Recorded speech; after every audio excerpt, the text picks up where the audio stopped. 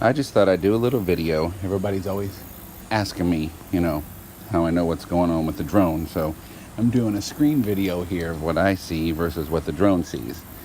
As you can see down here in the bottom, see a little map. It shows me which way is north, shows me which way the aircraft's pointing. And then just to the right of that is the distance from me, how far the drone is from me. And then the H is the height. And then you have the height speed and horizontal speed and vertical speed. And so if I go forward here, you can see my horizontal speed increases. We're going about 13 miles an hour. And then vertical speed is when I am, of course, going up higher or coming down. You can see those change. And then up here along the top, the green where it says in-flight GPS, that means I have good satellite signal. And if you look over here to the right where you see the little satellite and the 18, that shows it sees 18 satellites right now. So that's good. We've got good connection. The next one there, the dot with the 3 lines, is the connection. The clear channel between the drone and the remote controller, and then you have the remote control, and then we're getting high def, and then it shows the battery. So we'll go forward here. As you can see, the distance, height, of course, is staying the same because the GPS will hold it at that height, and then but the distance from me is actually increasing as we fly out towards the highway here. We'll go up a little higher.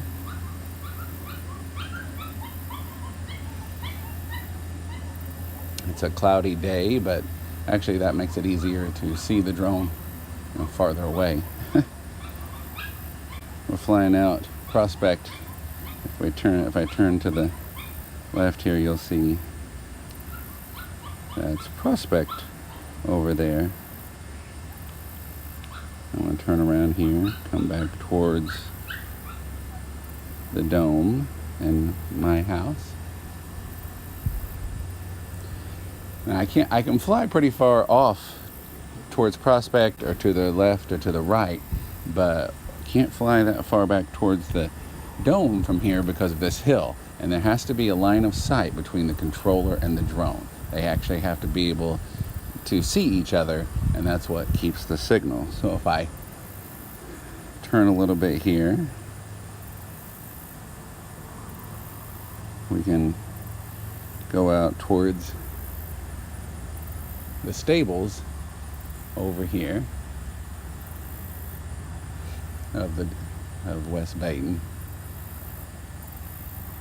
and I can keep a good signal this way because the drone. But like I said, if I try flying up towards French Lick or up towards the dome, I will lose the signal pretty quickly because of the hill, and that will block the signal. And once it blocks the signal, if the drone loses the signal, it will, once it's lost it long enough, it will say, okay, I don't have a signal with the controller, and it will actually go up to a height that I've told it to, and it will fly back to me, even without me doing anything. So that is a safety precaution, so that way if something happens, it will fly back.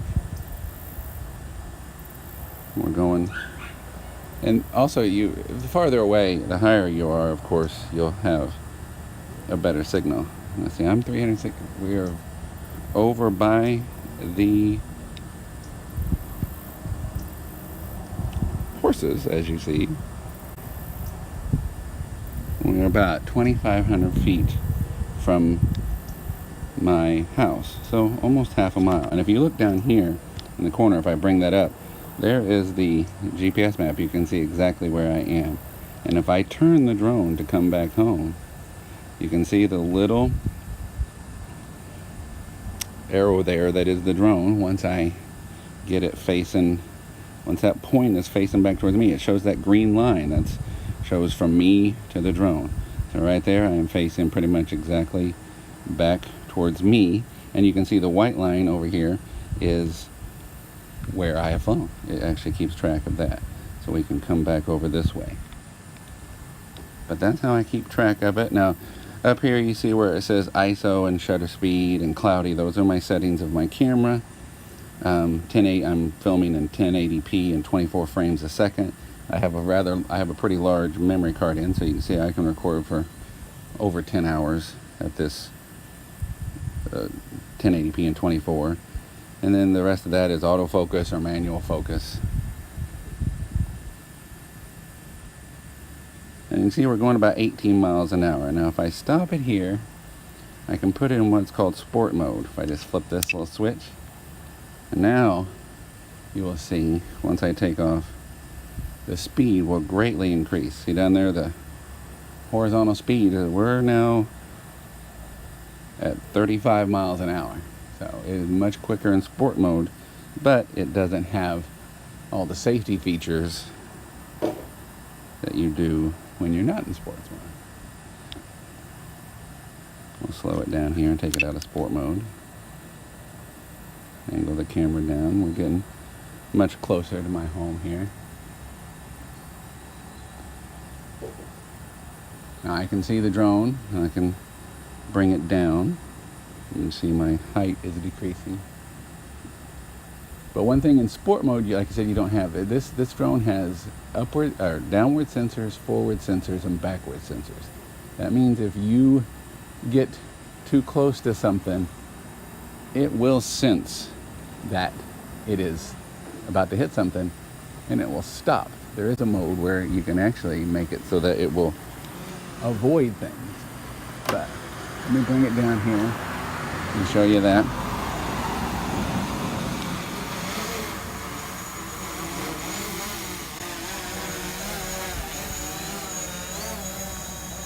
Come over here. You can see now, as I go forward here, the drone will sense the house. And here it starts beeping.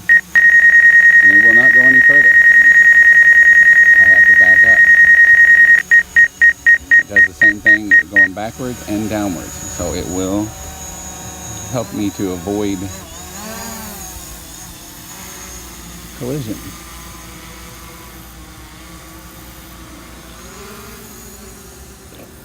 I'll go up here.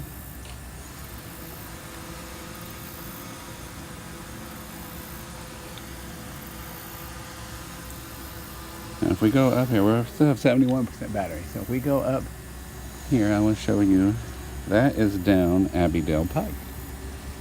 If we go down far enough, we'll be at Larry Bird's house, old house. Let's fly down that way. Now I can get pretty far that way too. But it does get a little hilly. Oh, it's a little iffy sometimes. And right now it's not supposed to rain, but I'm not going to fly too far away because drones do not do well in the rain. Plus, and one thing, I am flying into the wind here. Matter of fact, you know what? It looks pretty rainy right now. So I am going to come back.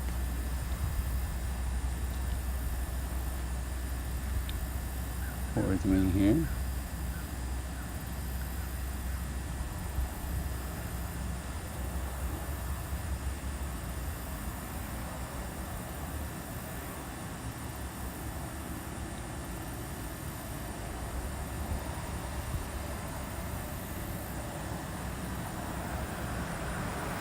Now I'll intersperse this with the footage I'm taking, and you'll see the colors a lot better.